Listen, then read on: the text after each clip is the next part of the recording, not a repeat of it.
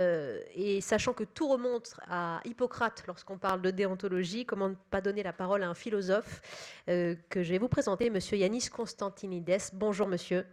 Et si vous voulez bien, avant de prendre la parole à cette tribune, expliquez-nous en quelques mots vos missions aujourd'hui, car vous êtes philosophe à l'espace éthique et donc au contact des professionnels de santé. Bonjour. Bonjour à tous, merci Madame Bouchard. Oui, je suis enseignant de philosophie, formateur en éthique médicale et chargé d'enseignement à l'espace éthique région Île-de-France, qui est à l'hôpital Saint-Louis.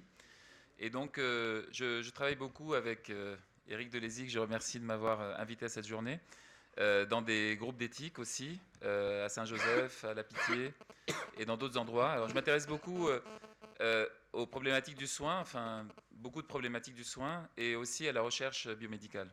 Voilà. Merci Monsieur Yanis Constantinides. Alors prenez ma place si vous voulez bien, et puis nous vous écoutons religieusement pendant une vingtaine de minutes avant la table ronde, ou métaphysiquement ou philosophiquement. Donc, on me demande de parler aujourd'hui de l'intérêt pour la société d'une déontologie pour les professions de santé.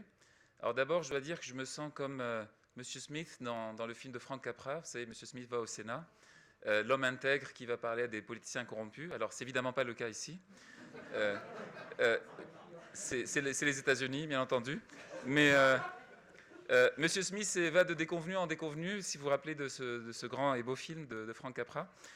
Sans vouloir me comparer à Cary Grant, bien entendu, mais il y a cette volonté dans le film de montrer justement l'intérêt, et il y a un rapport quand même à mon propos, l'intérêt du bon sens, je dirais d'une éthique de bon sens, de valeurs éthiques, voilà, de citoyens, de terrain, dans ce film, qui est extraordinaire, qui est un film de propagande à la base, mais qui est bien tourné, je trouve, par Frank Capra, de manière qui soit moins lourde, moins américaine, si on peut dire. Alors, la question est un peu provocatrice. J'étais étonné qu'on la pose de cette manière-là. Quel intérêt pour la société d'une déontologie? Alors, pour nous tous, cet intérêt est évident, bien entendu, et je le redirai dans cette courte intervention. Mais la question, malgré tout, se pose aujourd'hui. Je pense que vous êtes tous, enfin, nous souffrons tous d'une inflation de normes, de règlements en tout genre, de procédures, de protocoles dans le domaine de la santé. Et il y a un ras-le-bol général au sujet de ces règlements, de ces normes, de ces normes très très formelles. Souvent, on pense aux normes européennes, par exemple. Et donc, on se dit, le code déontologie, finalement, qui le lit déjà? Qui s'en soucie? Qu'est-ce que cela apporte réellement? Sachant que, évidemment, bon, c'est de bonne guerre, que beaucoup de codes sont inspirés, je dirais entre guillemets, du code déontologie médicale. Par exemple, on découvre dans le code des masseurs kinésithérapeutes, on ne va plus être amis avec Eric, mais on découvre un article amusant qui dit que le masseur kinésithérapeute s'engage à ne pas entraîner la mort. Bon, ce qui est une intention louable, mais je pense qu'il y a moins de risques que dans l'activité médicale d'entraîner la mort. J'ai vu ça aussi dans le code déontologie des ostéopathes, enfin leur tentative de faire un code déontologie. Donc je pense que le copier-coller doit fonctionner à mort pour les codes déontologie, mais c'est de bonne guerre, encore une fois. Mais en même temps, c'est nécessaire, comme on va le montrer. Alors, Madame Bouchard vient de rappeler très opportunément, c'est le début de mon propos, le premier déontologue, c'est-à-dire Hippocrate, bien entendu. Hippocrate, évidemment, a tout inventé, ou quasiment, mais il a inventé l'éthique médicale aussi. Mais il a apporté effectivement un premier code, si on peut l'appeler ainsi, on ne l'appelait pas ainsi à l'époque, de déontologie. Alors, on le trouve dans le serment, bien sûr, mais aussi, que tout le monde connaît, mais aussi dans des traités comme le traité de l'ancienne médecine. J'en dis un mot rapidement, sans vouloir faire preuve de cuisserie ici. Mais dans l'entraîné de l'ancienne médecine, Hippocrate compare justement à la nouvelle médecine, c'est-à-dire lui, pour nous c'est l'ancienne médecine déjà, mais il la compare à la médecine telle qu'elle a été pratiquée avant lui, notamment par ces charlatans qu'on appelle les iatrosophistes à l'époque, les faux médecins, les médecins qui prétendent être des médecins, etc. Et il précise dans l'ancienne médecine que justement, ce qui distingue, alors je trouve ça très très important, ce qui distingue le vrai médecin du faux médecin déjà, c'est que le vrai médecin ne fait pas d'affichage, ne fait pas d'esbrouf. Par exemple, Hippocrate insiste beaucoup dans ce traité de l'ancienne médecine que je recommande, qu'on peut lire dans cette fabuleuse traduction de Littré, d'Émile Littré, le fameux lexicologue du XIXe siècle, auteur du fameux dictionnaire. On voit qu'il présente ces anciens médecins comme des gens qui misent tout sur leur apparence physique, sur leur beau manteau, sur leur beau discours, qui rappelle celui déjà des médecins de Molière, et évidemment beaucoup moins sur la pratique. Alors, Hippocrate insiste beaucoup sur la modestie du vrai médecin, vous voyez, du médecin tel qu'il l'envisage, modestie du vrai médecin qui ne tire pas la couverture à lui. S'il y a un succès, c'est la nature qui a guéri, dit Hippocrate, et s'il y a un échec, il le prend pour lui, alors que l'être-sophiste va dire on a tout fait, mais bien sûr, on n'a pas pu vous sauver parce que c'est la fatalité, etc. Donc refus de reconnaître la fatalité et modestie dans l'approche qui me semble tout à fait conforme avec ce qu'on va montrer aujourd'hui. Alors, pour faire aussi un peu d'étymologie, on est grec, on ne se refait pas, le mot déontologie vient de déontos. Alors si vous regardez les manuels, on vous dira c'est le mot qui signifie devoir. C'est vrai, mais ce n'est pas tout à fait vrai, c'est-à-dire ce n'est pas le sens originel. Déontos, donc qui a donné déontologie. Si vous regardez le dictionnaire, le fameux dictionnaire de Bailly, Anatole Bailly, c'est d'abord le besoin ou la nécessité. C'est très important. On va justement montrer, enfin on va essayer de montrer aujourd'hui, et je pense mes collègues ici, enfin mes collègues, les gens présents à table ronde le montreront mieux que moi. On va montrer à quel point le code déontologie est nécessaire. C'est même un besoin, évidemment, pour les professions de santé, pour leur organisation interne. Bon, ce n'est pas une nouveauté, c'est évidemment une évidence, mais besoin, nécessité avant d'être un devoir, donc quelque chose de formel, quelque chose de froid. Vous voyez, le devoir est toujours un peu une contrainte, une obligation, et le devoir, comme disait Kant, ça emmerde tout le monde, et heureusement, parce que si on prend du plaisir, ce n'est plus un devoir. C'est la thèse classique de Kant, vous savez. Si vous prenez du plaisir, méfiez-vous, vous n'êtes plus dans le devoir, vous êtes dans l'hétéronomie. Donc, si vous prenez du plaisir à être un sénateur, par exemple, interrogez-vous là-dessus.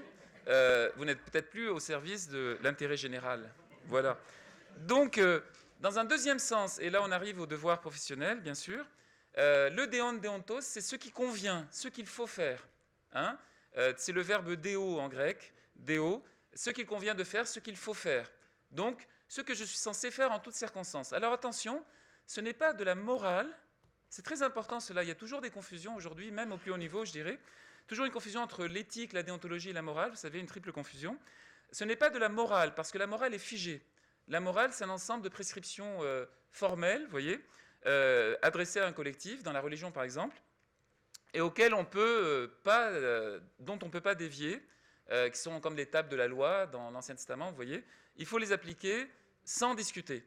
Alors, la déontologie, ce n'est pas non plus l'éthique, vous voyez, parce que la déontologie, c'est le devoir professionnel. Donc on peut parfaitement parler d'une déontologie de la mafia, vous voyez, c'est un code d'honneur, bon, mais bien sûr, c'est une déontologie, alors c'est un ensemble de devoirs équivoques, bien sûr, d'un point de vue moral, mais c'est des devoirs, tout de même. Il y a un code d'honneur, il y a des règles, on respecte ces règles ou pas, bon.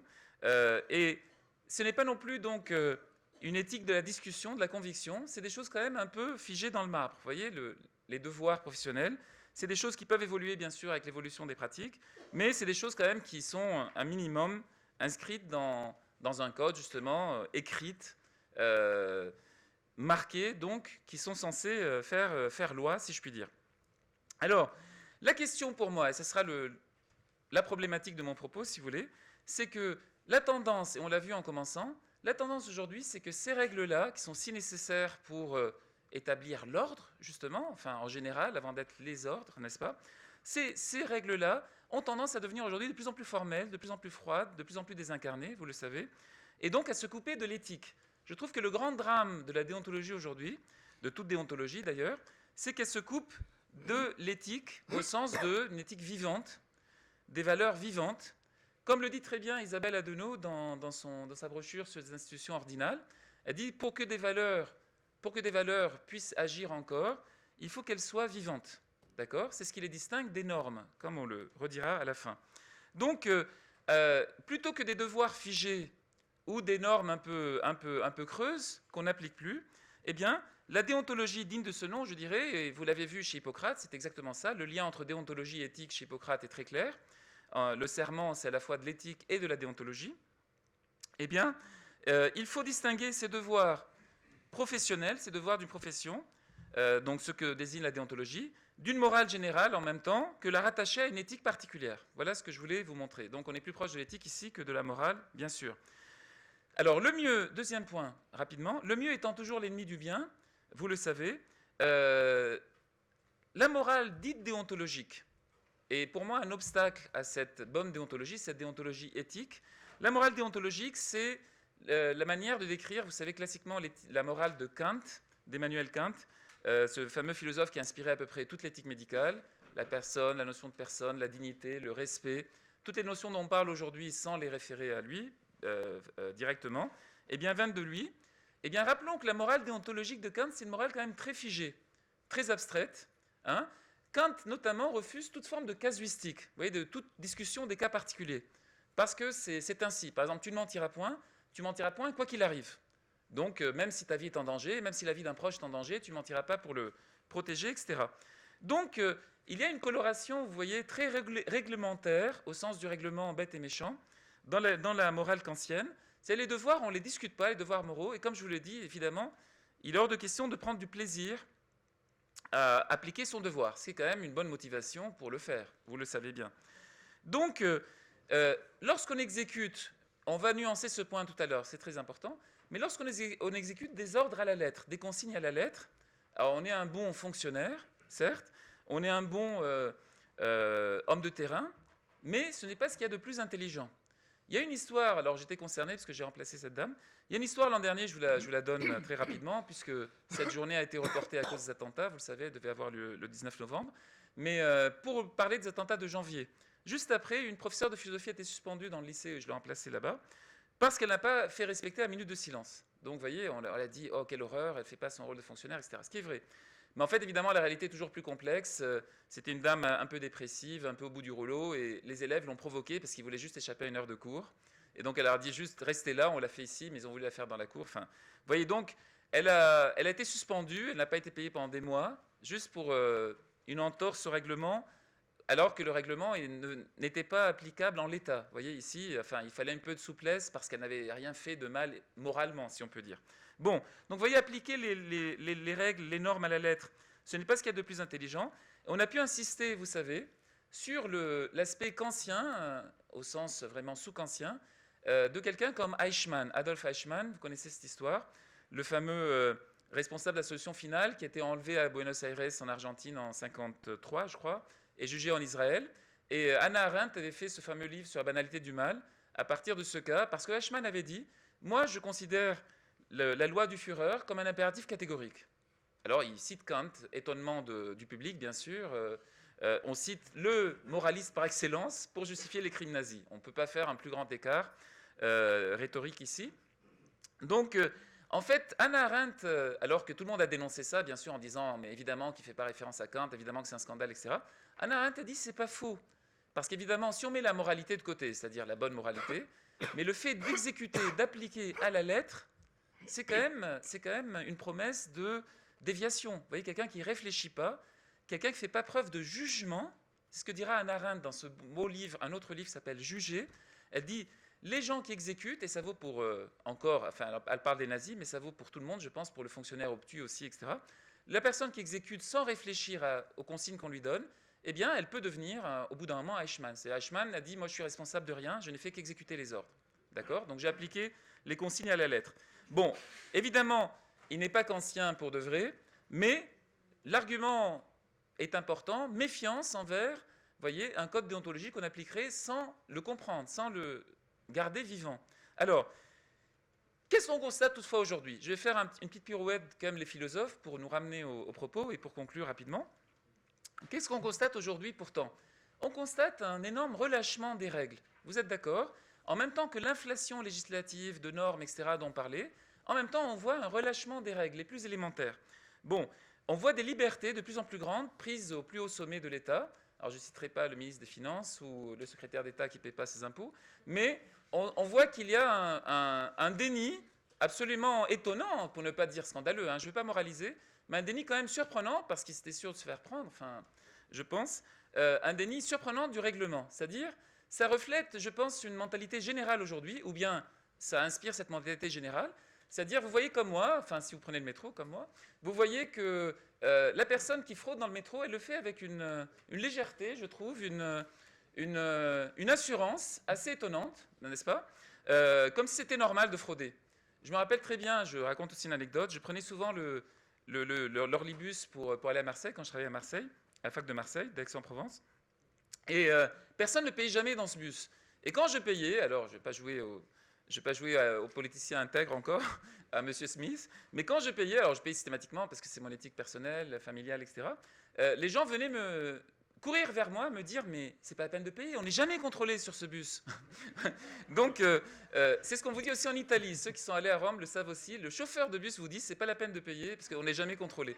Bon, c'est quand même étonnant que le représentant de l'ordre vous dise voilà, ne respectez pas les règles. C'est quand même assez perturbant. Donc, je ne vous parle même pas des règlements à l'école aujourd'hui qui sont non respectés par tout le monde. Vous avez une discussion aujourd'hui absurde, faut-il laisser les élèves fumer dans la cour parce qu'on est en état d'urgence, etc. Mais ils ne font pas que fumer dans la cour. Ils ne respectent aucun article du règlement sur les téléphones, sur la musique, sur tout. Et on a des discussions aujourd'hui surréalistes pour savoir si on doit leur autoriser tel type de musique ou tel autre. Le règlement est est devenu complètement absurde. Mais alors, si vous acceptez mon point de vue de départ, si la déontologie doit être attachée à l'éthique pour avoir un sens, eh bien, vous voyez bien que le fait de lâcher le règlement, le fait d'abandonner les règles les plus élémentaires, entraîne évidemment un relâchement aussi des valeurs éthiques. Ça, on ne peut pas le cacher, je pense. Si on ne respecte plus à la lettre certaines règles élémentaires de la vie, du fameux vivre ensemble entre forces guillemets, eh bien, on constate de fil en aiguille, de manière contiguë, un relâchement, un étiolement des valeurs éthiques. Inévitablement, je dirais.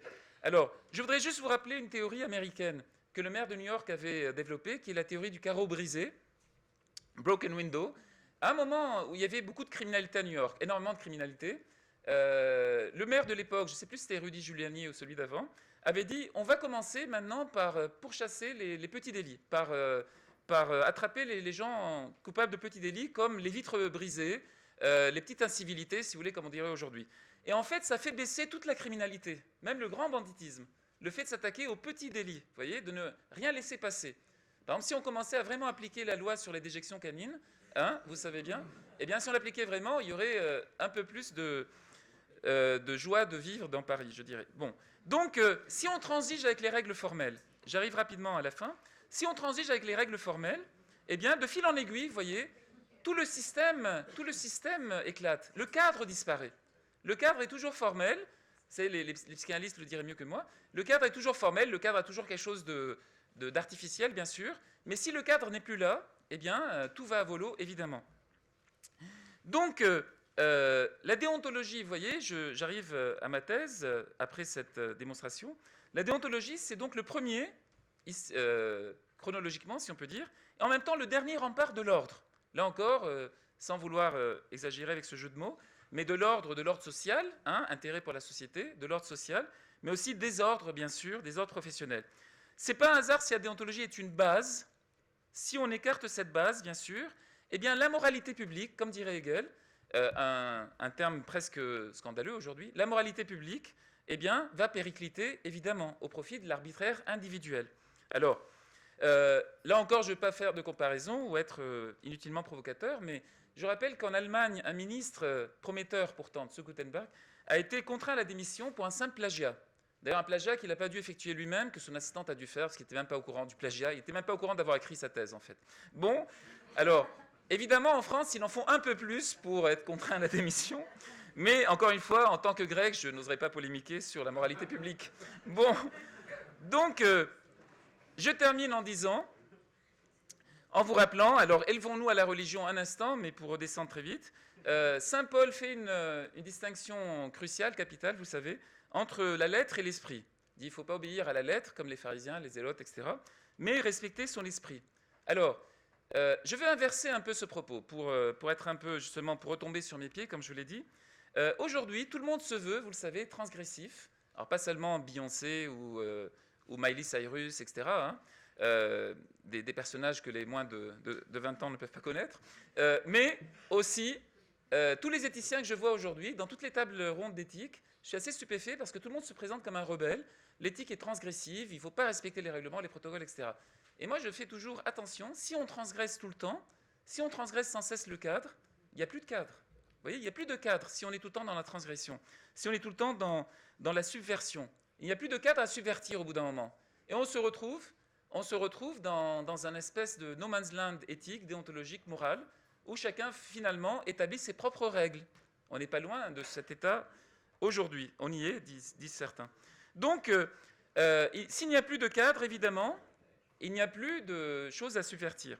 Donc, vous comprenez, je reviens à mon point de départ pour conclure, vous comprenez ici la nécessité, le besoin, on était parti de l'étymologie, on y revient à présent, besoin, nécessité du cadre. Ce cadre déontologique, bien sûr, même s'il est formel, même s'il est abstrait, est bien préférable à l'absence de cadre, bien sûr. Donc, vous voyez, contre saint Paul, je dirais, très bien de ne pas être dans l'obéissance aveugle, à la Eichmann, très bien de ne pas respecter les consignes à la lettre, parce que c'est idiot, il faut faire preuve de jugement, mais la lettre, c'est quand même la condition de l'esprit. Vous voyez, respecter quand même les règlements, c'est la condition pour aller au-delà, pour éventuellement, un jour, apporter des modifications ou ne pas être trop sévère, comme je vous l'ai dit pour la minute de silence ou pour le fait de fumer dans la cour, trop sévère sur des points de détail et lâcher tout le reste. Vous voyez, insister sur des choses idiotes et lâcher l'essentiel. Donc évidemment, il faut de la souplesse dans le cadre, mais il faut d'abord le cadre pour être souple à l'intérieur. Donc, vous voyez, finalement, les valeurs déontologiques. Alors, moi, je ne suis pas en accord avec ceux qui écrivent des valeurs morales dans les codes déontologiques. Ce ne sont pas des valeurs morales, ce sont des valeurs éthiques.